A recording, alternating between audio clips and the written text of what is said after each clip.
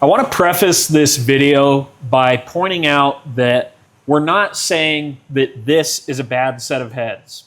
I'm also not saying that every aftermarket set of heads you get out of the box needs to have additional work done. These cylinder heads were provided to us by the customer to use on our 348 stroker build that we're doing. And with that said, me and my dad are the ones building the engine, and we're going to be running it here on the dyno. So in that case, we feel like it's our responsibility to double check everything on this set of heads, just like we would A, if we had purchased the heads and provided them to the customer, or B, if we had built the heads for the customer. So I just wanted to preface that and just kind of touch on the fact that as a professional engine builder, we have a higher standard that we try to reach for, and we feel like it's our responsibility to reach for that when we have the tools and the capabilities to do so. So everything here is going to be normal checks that we do on every set of cylinder heads that would be going into a performance build like this. Would they be fine to bolt on the engine? Probably so, but there are a few things that we feel like we can do better, and we feel like it's our responsibility to do so.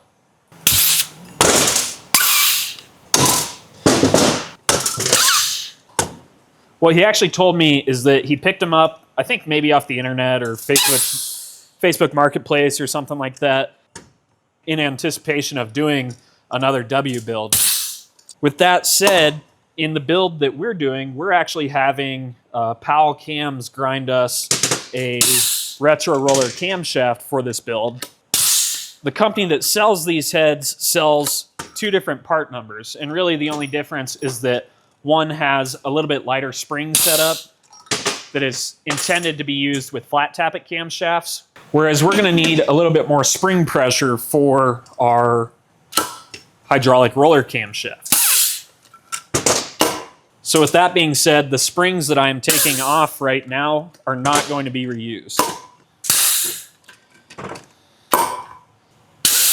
We have a different set of springs that we will be installing on this head when they go back together.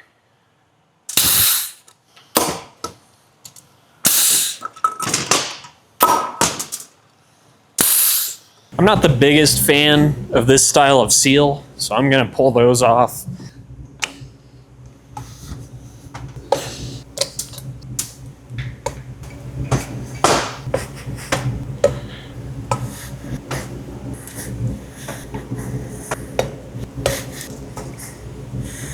OD locators on the springs, plus an assortment of shims to hit the proper valve stem height, installed height on the spring rather.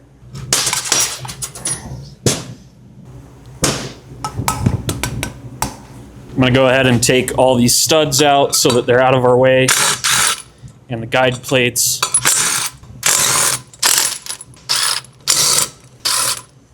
That's interesting. The exhaust side has an additional washer underneath it. Now riddle me this. Why does the other head not have that extra washer underneath the studs?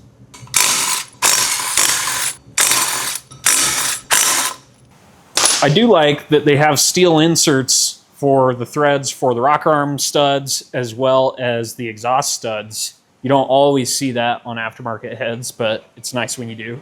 Let's pull the valves out and start looking into some of the problem areas. Football is finally back, and we've teamed up with DraftKings Sportsbook to make sure that you don't miss out on the action. DraftKings is kicking things off with a can't-miss offer. Any new customer that signs up with our promo code JAMSY, if you bet $5, you'll get $200 in bonus bets instantly. Whether you're watching rookies battle it out in the preseason or gearing up for week one, DraftKings lets you stay in on the action all season long. You can even stack bonus bets into same-game parlays for a shot at a bigger payout, or get in on the action live while the game's happening. And hey, if sports betting isn't available where you live yet, don't worry. You can still join the fun with DraftKings Daily Fantasy Sports. Set your lineup, play against friends, and still have a shot at real cash prizes. Just make sure to sign up using promo code JAMSY to unlock the Bet $5, get $200 in bonus bets deal. Once again, promo code JAMSY, bet $5, get $200 instantly in bonus bets. Thanks to DraftKings Sportsbook for supporting the channel.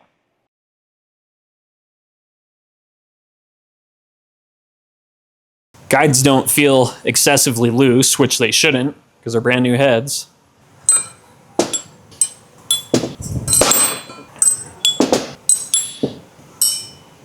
Maybe they thought these were bottoming out before they got tight, because it does start to get tight there right as it gets tight on the thickness of the plate. I think there's actually, I don't think they need the washer on it, because it does tighten down. But we're gonna have to look at that a little bit closer, especially on assembly. The foundation of a good valve job is the valve guide. So the first thing I'm going to do here is measure our valve stems on the exhaust valves and the intake valves, and then we will measure the valve guides to figure out what our valve stem clearance is. Sometimes you're able to size the guides the exact same size on the intake and exhaust, and then the extra clearance for the exhaust side is built in by the stem being a little bit smaller diameter than the intake. I'm not sure if that's the case here.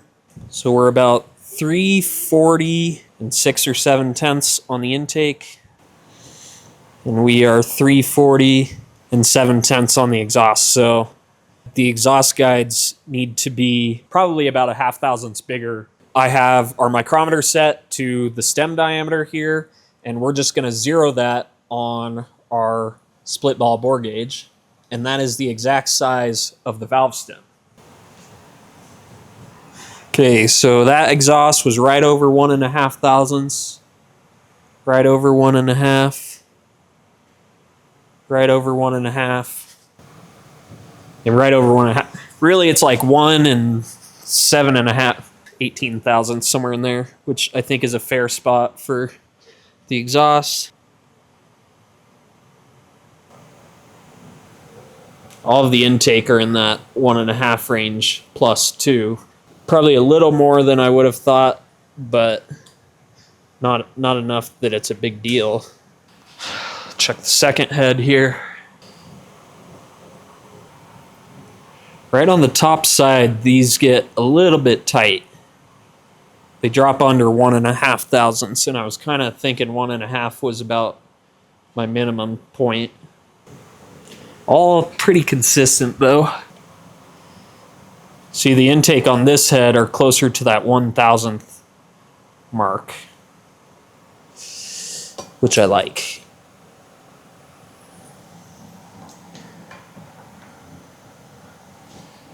And pretty straight. This pilot that we would use to cut the valve seats fits really nice until you get far enough in that it's at the top side of the guide where it measured a little bit tight. Then the pilot gets tight. So I think they're a little bit tight on the upper side. There's a little bit of taper in them. What I'm going to do is go through and just touch on them. If nothing else, it'll give it a good surface finish to retain oil with a nice crosshatch. Some people believe in that on valve guides. Some people think it's BS, but I like doing it. It'll also allow me to open that upper part, that tight spot up just a little bit. But overall, they're not bad. So on the intake here, we're going to come out between 1 and 1.5, and on the exhaust we're going to be between 1.5 and 2. And I can also check with my valve guide pilot. So this is for the intake side. My 868 goes in. There's no extra play. That's 8.68 millimeters. And my next size is an 8.69 millimeter. And it will not go into the guide. Same thing on the exhaust side. My 8.69 will go in, and the 868 to the 869 is 4/10 thousandths of an inch. So that one will go in, but an 870, which again is another 4 on top of that, will not even start in. So that's how I know that they're sized well, aside from measuring. This is a diamond valve guide hone. Just put it in, turn up the pressure a little bit.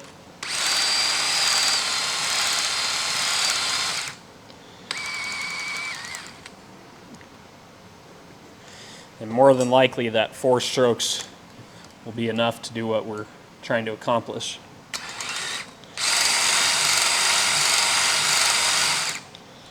So when we're done honing, This is our 8.68 millimeter.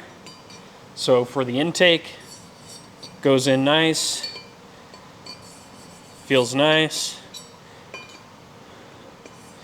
feels nice, feels nice, but the 869 does not go in, does not go in, does not go in, and does not go in. Likewise, on the exhaust, that should be just a little bit bigger than the intake. Goes in fine, goes in fine, goes in fine, goes in fine, but the 870 does not go in, does not go in, does not go in, does not go in. I want to try to get you guys a little more up close view of the honed valve guide surface versus what I assume they did at the factory with these. I don't know for sure. I assume they reamed it and then probably just a couple strokes with like a ball hone or a brush hone. I don't know that for sure, but that's just my guess. So this is what we get for a surface with the hone. And you can see it leaves a crosshatch there. Same thought process as a cylinder wall. You get some crosshatch, helps hold the oil and lubricate the valve stem. Now, on this side, you can see there is no crosshatch. It's just kind of that, I don't even want to call it a spiral, but just kind of flat machining marks from that reamer.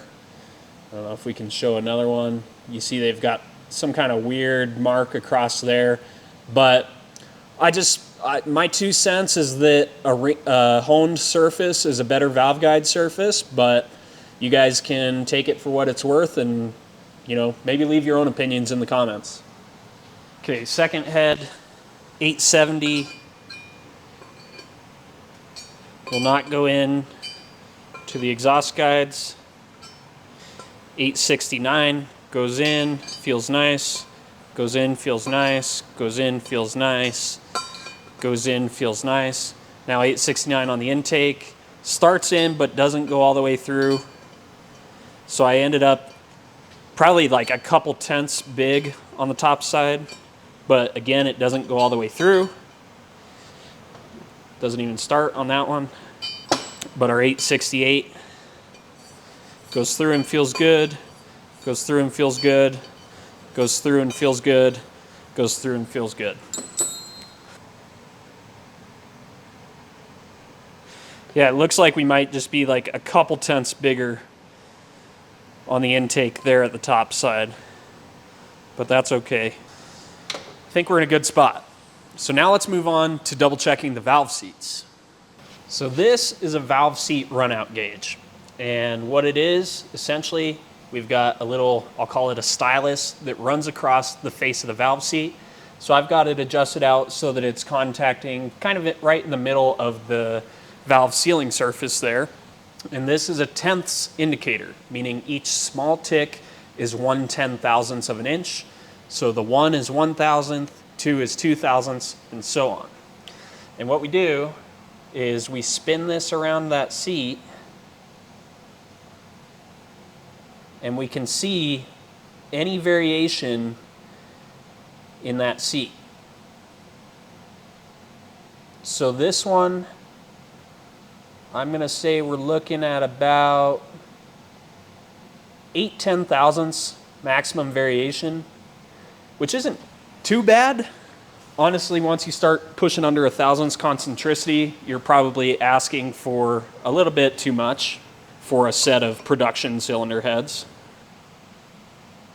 Now that is a nearly perfect seat. Under 0.5 out. Same thing there. Again, probably not going to get much better than those three. Now on this next cylinder head, okay, so we're a little bit over 1,000ths. Again, that's not terrible, but I think we can probably do a little bit better on that one. But what I want to know is what went wrong. because we get over here to this next one and check this out.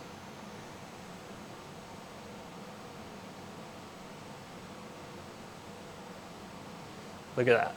Almost 5 thousandths out, if not at 5 thousandths out. What the heck happened? So that one definitely needs to be recut. We're a little bit better, but we're still about 3 thousandths out. And the last one here, we're back to maybe 1 thousandths out. This one and this one are bad. So now I'm set up to measure the intake side. And right off the bat, we have over 3.5 thousandths on the gauge. Over 3 thousandths. 3.5. We're looking at a little over 1.5. It's questionable. Ready, this thing's ready. That one's bad. Look at that one. 1, 2, 3, 4, 5 thou out. I understand that production work is different than the volume that we do here in our shop, but these companies have the budgets to buy the nicest equipment, to buy the nicest tooling out there. I don't understand how they go out like this. Like so far we have one good valve seat on the intake side out of the 7 that I've checked. 2. One good intake seat out of 8. Again, would they be fine? Probably, but we can do it better. We can make this engine run better, we can make it last longer, so why don't we? So I'm setting up a cutter to hopefully exactly match the seating angle of that seat. I don't want to increase the diameter any, but I also don't want to decrease the diameter, and I don't want to cut it excessively deep. I literally just want to touch it up. So I think I've got a cutter adjusted out there. It is 60 thousandths wide on the intake. Looks like they're 80 thousandths wide on the exhaust. But let's see if we can touch that up here in the SERDI. I've got the head leveled up and everything. All we got to do is come over and see if we can make a cut and see if we can improve that any. Put some layout fluid. Let's put a little bit of oil on our valve guide pilot. I've centered up the machine and everything already. I have no idea how this is going to cut, to be honest.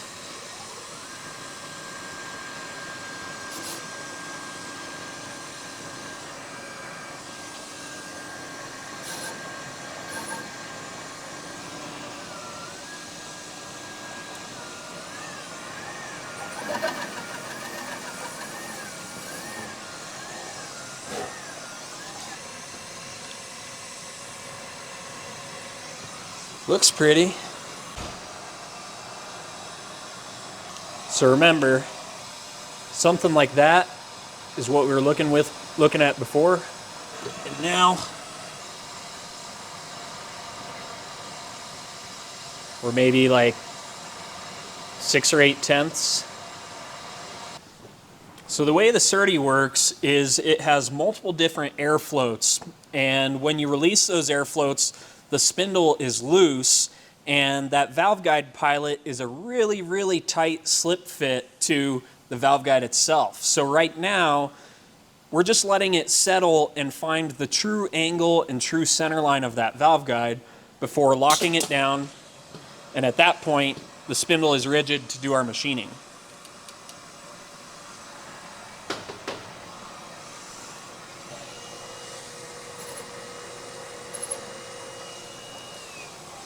So look, I've barely cut any, and you can see it's cleaned up over here, but it has not even touched over here.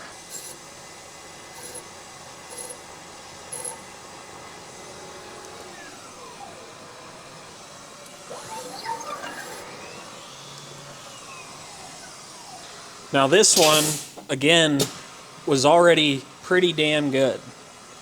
So just out of curiosity, let's see if it cleans up a little bit quicker than what these other ones have been.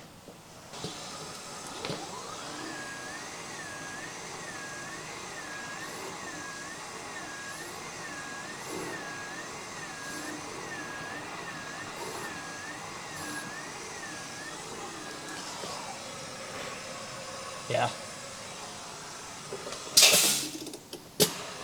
This is another one that was pretty bad.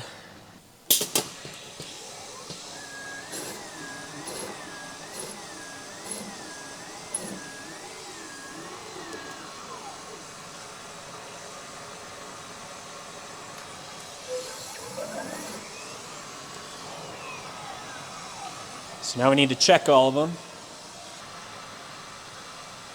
Say we're about a half thou. So we didn't make it any worse. That's good.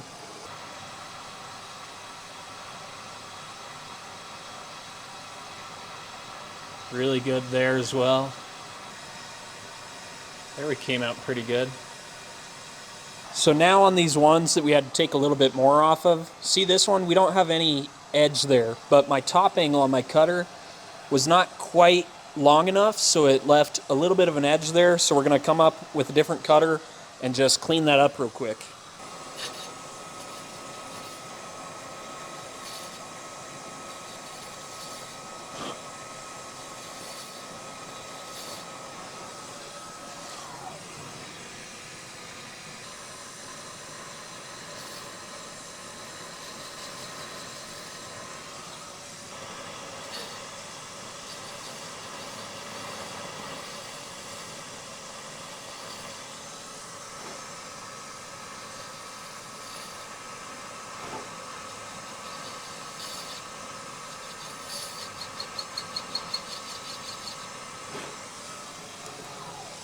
Okay, intakes on that head are done.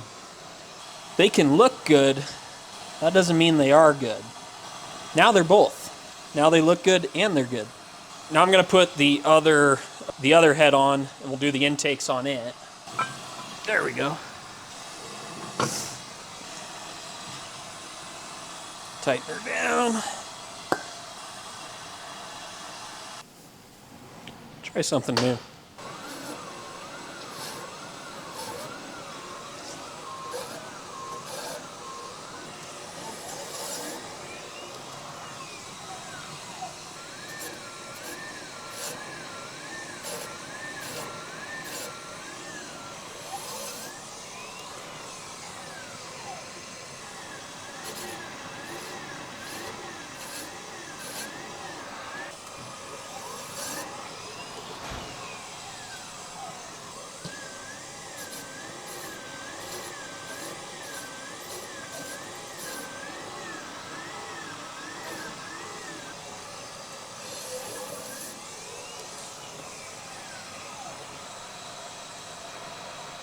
That one's good.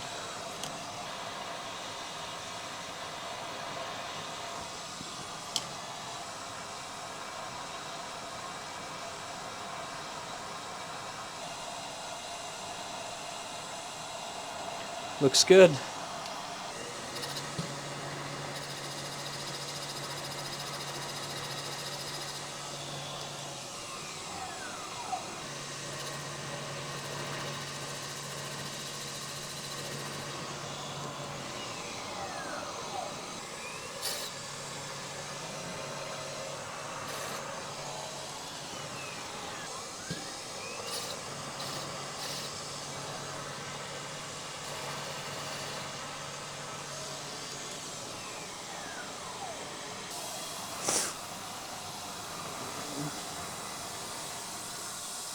Remember, no valve sim seal on here. I should have done this before I cut them. So on the exhaust side, I'm only gonna cut the ones that are questionable. These ones that I marked as good were as good as I can do, if not potentially even better. So I'm not gonna risk messing those up in an effort to improve things. So again, I've just matched a cutter up perfectly.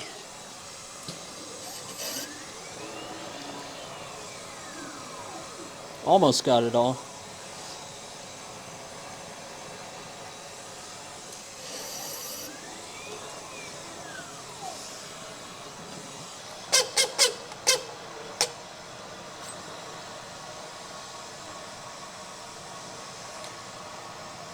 It's pushed right to the outside face of that valve. Maybe I can get it on this camera better.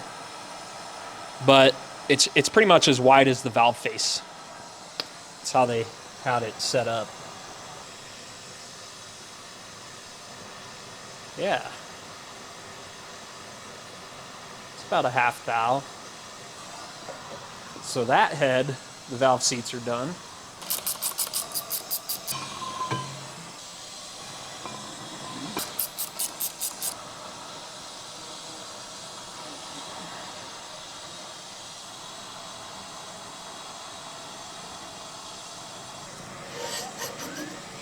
See that? I touched it down and did our touch off, and it cut over here. It didn't even touch over there.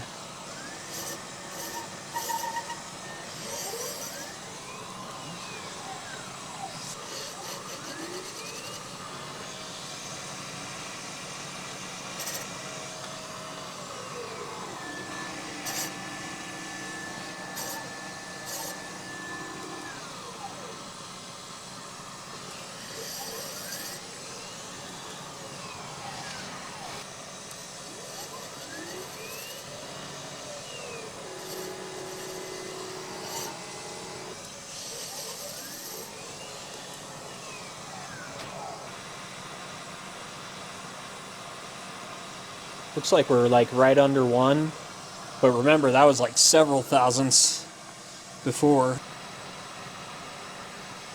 Same thing. Nice. So we definitely improved those 3. That is how we improve the valve seats on an aftermarket head. Shouldn't have to, but here we are. Valve seats are done, valve guides are done, but the next thing I notice on this set of heads, and this is probably the most common issue that people want to fix with aftermarket cylinder heads, I get these things out of the box, and this one I'm like, surface isn't like perfect, but it could probably be better. And I get to this one, and it's pretty dang rough. You can actually feel it with your fingernail. I have no idea how well the camera is going to pick it up. But we're going to put the profilometer on this and see what the RA of these surfaces is. We're using Cometic head gaskets on these, a multi-layer steel head gasket, and Cometic specifies that it has to be better than 50 RA. These are probably already close to that realm. This one I'm not sure about because it's pretty rough. I think this one is under 50 RA. This one is a little bit rougher, but I think we're going to go ahead and resurface the heads. And then the last thing that the customer asked me to do, since this is not a 409, he wants me to go ahead and surface the ends of the heads and get rid of that engraving that's there on the ends. Okay, so I have no idea what this will actually turn out like when I do my surface, but I just wanted to show you guys what we came up with here. Like right here, you can see where it's kind of rough. Down here, you can see it almost looks like the backside of the cutter was maybe dragging. You know, you have multiple different machining patterns there, kind of, and that's kind of what's leading to that chattery look, I think. So I don't know. Again, they're probably fine, but that's not really how I want them to be when I send them out the door. Just kind of, again, there's that like multiple different patterns showing up. So I'm going to leave the microscope set exactly how it is, and we'll check it when we get my surface done. By the gasket specification, we have to be under 50 RA. By my standard, I'd like to be closer to under 20 RA. 51 RA. 30 RA. So again, 2 different measurements there. One's within our gasket spec, one is out of our gasket spec. Let's check this head as well. This one feels rougher to the touch. 51 RA, 65 RA. So this one's definitely kind of pushing out of spec for our head gasket even. Since the customer does want us to surface the ends off, I'm gonna go ahead and start with that. Just be less work after having a nice clean head gasket surface, because I am gonna bolt these up just like this. Just 2 bolts going through the head bolt holes. I also need to change the insert that is currently installed.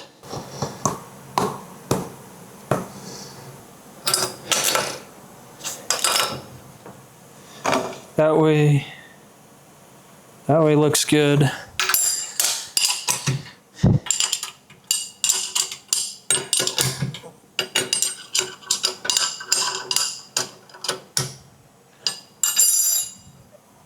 So I put in a PCD cutting insert.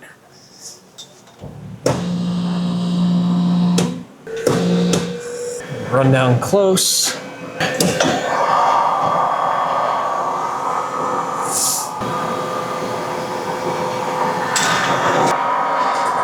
Okay, right there, we're cutting.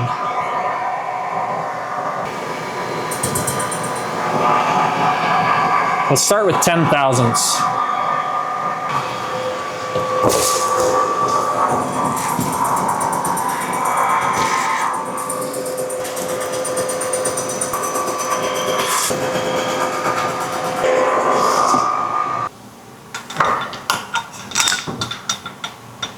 What are you telling them about? Hey, that got it all in one pass.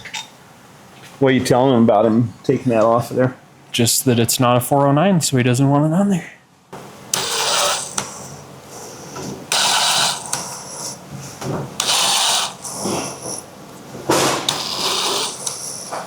All right, well, that was easy.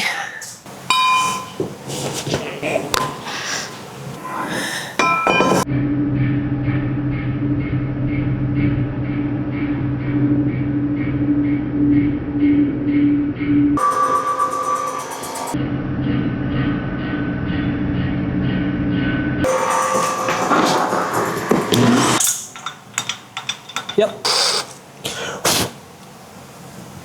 Okay, I'll get the other one done and be right back.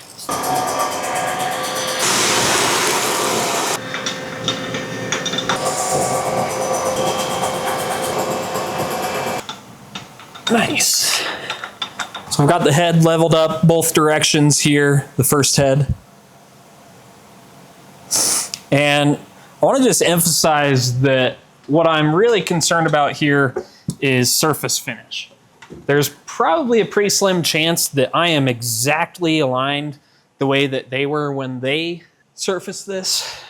But my main goal here is getting a nicer surface finish.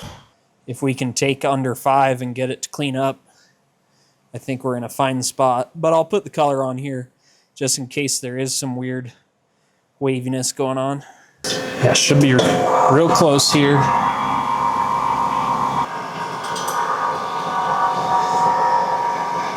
Okay, right there, we skimmed across. So I'll zero this, and let's take a 1 thou cut just to see where we're at.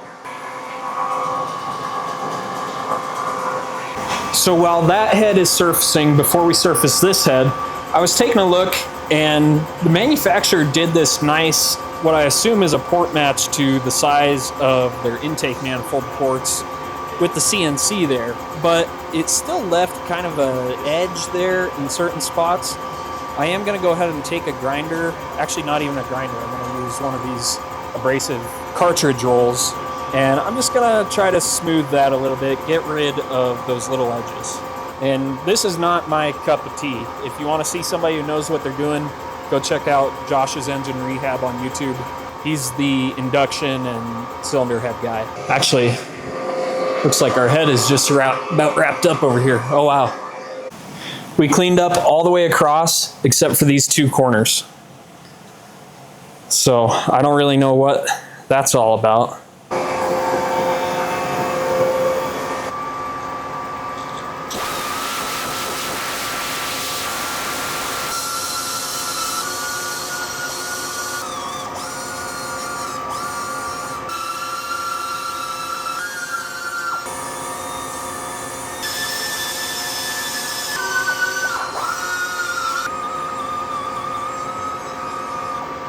all I was trying to do there is knock that edge down and make it a smooth transition. I didn't hog out any material or anything like that aside from that one spot and then blended it in. So it feels a lot better than it did. It probably doesn't look better than it did, but I promise it is. So I did a half thou finish cut, going really, really slow. Let's see what the profilometer has to say. 21. Not quite as low as I was hoping, but I'll take it. Let's check another spot. That's a much improved number over what these were out of the box.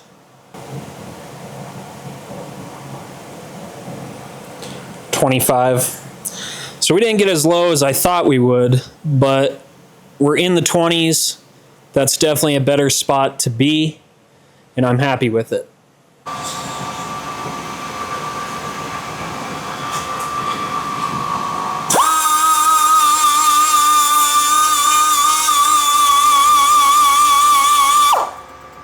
Okay, see that bump again right there? That's what I'm smoothing out. So it's not a lot, but just a little bit.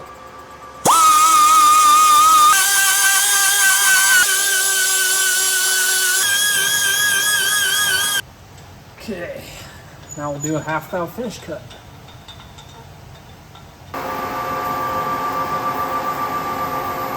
One of the other last things that I like to do, honestly, with a lot of new valves, not always, but in this case, I don't know who manufactures these valves actually.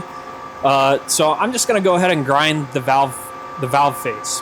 I trust my machine that does a really low volume amount of valves compared to a machine that does thousands and thousands of these a week.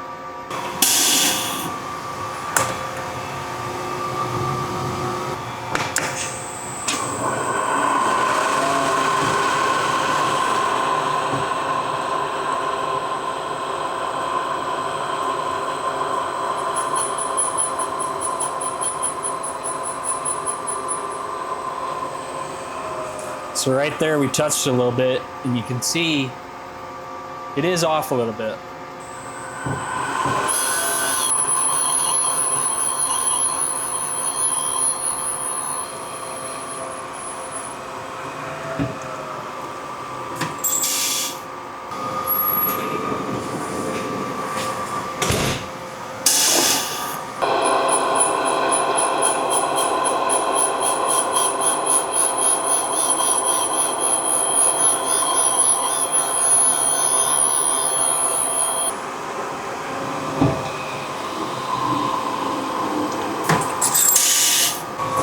I'll go ahead and do all the exhaust valves too.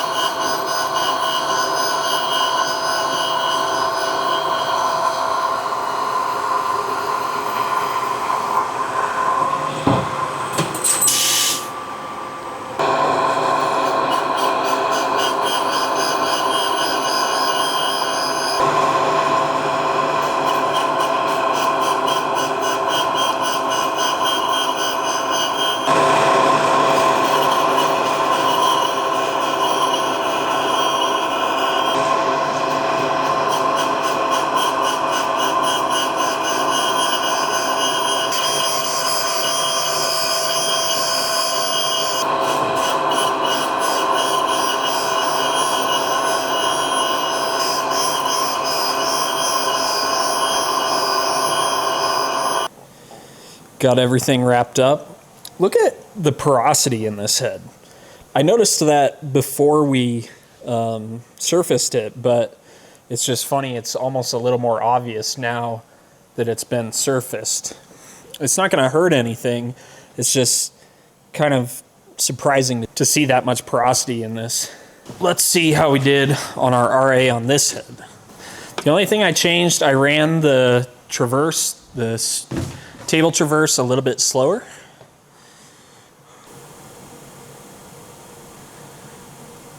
There we go, 19.99. That counts as the teens. I knew I was capable of getting into the teens with this machine. I just didn't know what it would take to do it, but right there, $19.99. That counts. We're not rounding up in this case. I do like the way they blended the seats though. They did a pretty good job of that. 22, I'll take it. There we go, 18. I knew we could get into the teens with this machine, but you can see we're quite different. Remember we said we were gonna look at the surface. Look at that porosity. It's kind of crazy, right? But I think we are less aggressive looking with our machining marks, and we don't have, you know, like a crosshatch pattern going where it touched multiple times. Both of our heads are ready to go into the spray cabinet for their final wash.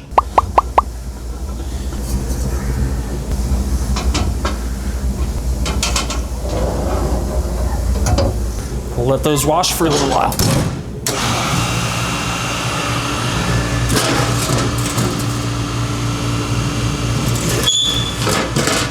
That should be long enough.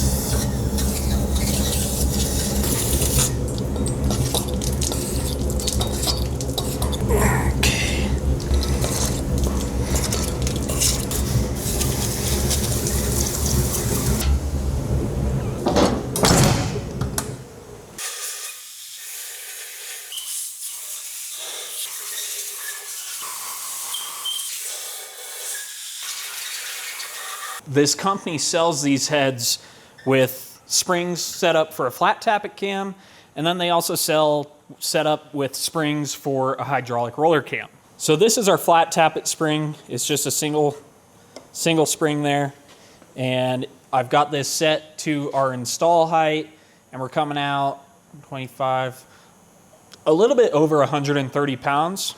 So then this is one of our hydraulic roller springs, and it's actually a double spring.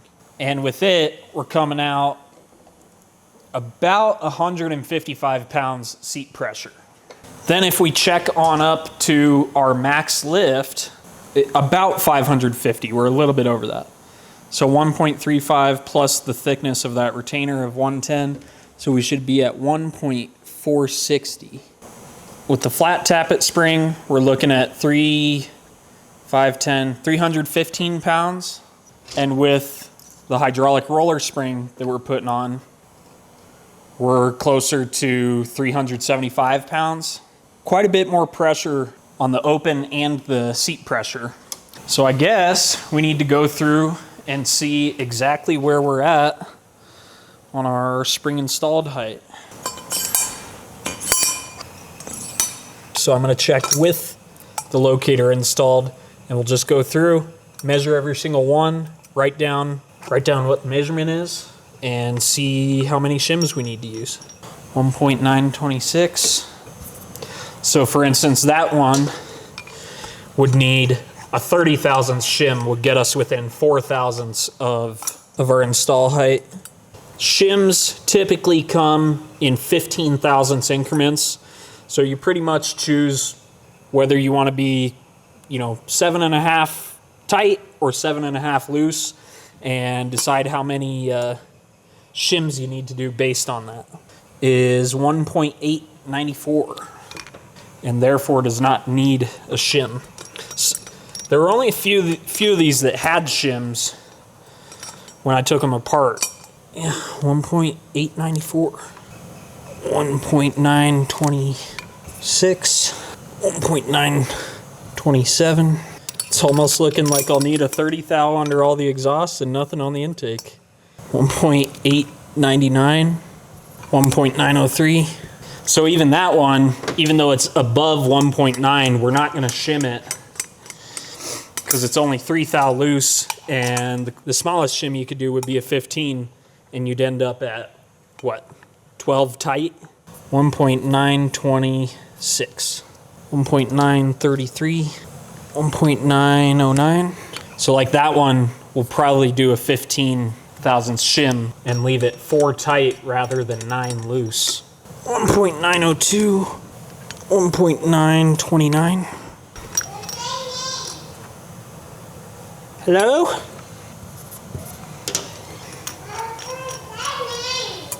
I don't know what she said. What's up, girly? Really? Grandpa's in the other shop. So we go see Grandpa? I'm sorry, girly. I'm trying to finish as quick as I can. 1.905. 1.929. Okay. Not too bad. Not any crazy shimming going on. Not that I expected there to be, but just one of those things you have to check. This is really just another nitpicky thing, but they had these shims underneath there. And in my opinion, there's just better shims to use. They're quite a bit bigger than the guide diameter, so they fit loose there, and they're a little bit small relative to the spring cup. So I have a set that will still fit down in the spring pocket in the heads, but you can see it's the same diameter as that locator, and it goes right over the valve guide, and it's just a tighter fit, nicer fit. Like I said, that's probably a nitpicky thing, but that's just how I feel. Now let me tell you, this stuff, this is what you want to use on a high performance engine when you're putting your valves in the head. This is the best assembly lube there is, especially for a race engine. You've seen us use ketchup on the stock style engines, but when you need a little bit of extra spice, this is the only way to go. Little dab right around the valve stem groove, keeper groove. I have a feeling that these, there's no way these would fit past the valve stem seal. So we're gonna put the shims and our spring cups on before we put valve stem seals on. Made that mistake before. See, look, they still fit in the spring cup, and they're not near as loose as those guys. I guess it probably doesn't matter, but... So I mentioned earlier in the video that I didn't like the style of seals that they used, so we're putting on these positive Viton seals that are actually the metal clad on the OD.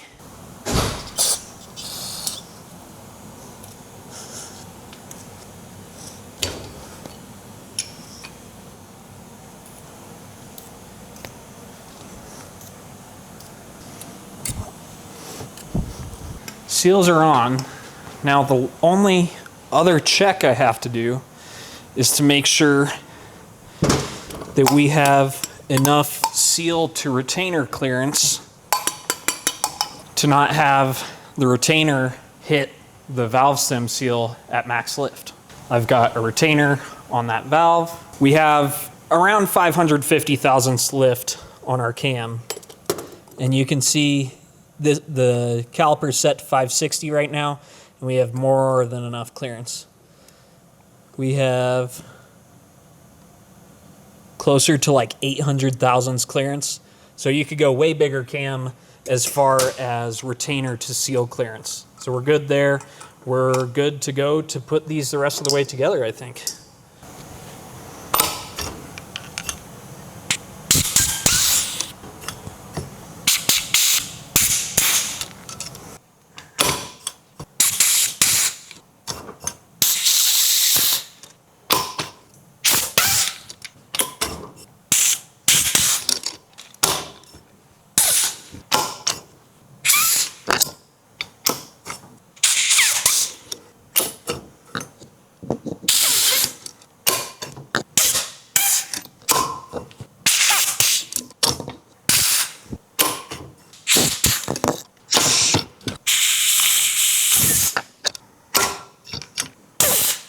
Okay. And that is a finished set of cylinder heads. They really don't look a lot different than when the video started. Obviously, I have the rocker studs and the guide plates still out because we're gonna have to be doing some pushrod checking and so on when we get it assembled later on in the process. So I figured why not just leave them out for now. But the things that we went through, we resurfaced the heads, we surfaced the ends because this build is not a 409, started as a 348. Plus, I think the customer is just trying to keep this a little bit more stealthy, maybe. I think that's why he wanted it off, but I don't really remember entirely. We went through, double checked all of the valve guides and set our valve stem clearance. We double checked all of the runout on all of the valve seats and corrected the ones that needed to be corrected. We resurfaced the head gasket surface and got our RA to a little bit lower number for our MLS head gaskets. We ground all the valves. We blended this area where they had done their, I assume, kind of a port match thing, but we blended that a little bit better than what the CNC had left it at. And what else did we do? I changed the valve stem seals and changed the springs, put the stiffer springs on it for our retro roller cam. What do you think? I think they're probably going to be good heads. Better than out of the box? Better than out of the box. Not that they were that bad out of the box, but they're better now. When we're building an engine professionally, we have the tools to improve things. Why not go ahead and do it? So that's what we've done. Catch you in the next video. Like, follow, subscribe, Buy a t-shirt. buy a t-shirt. It's been a rough day.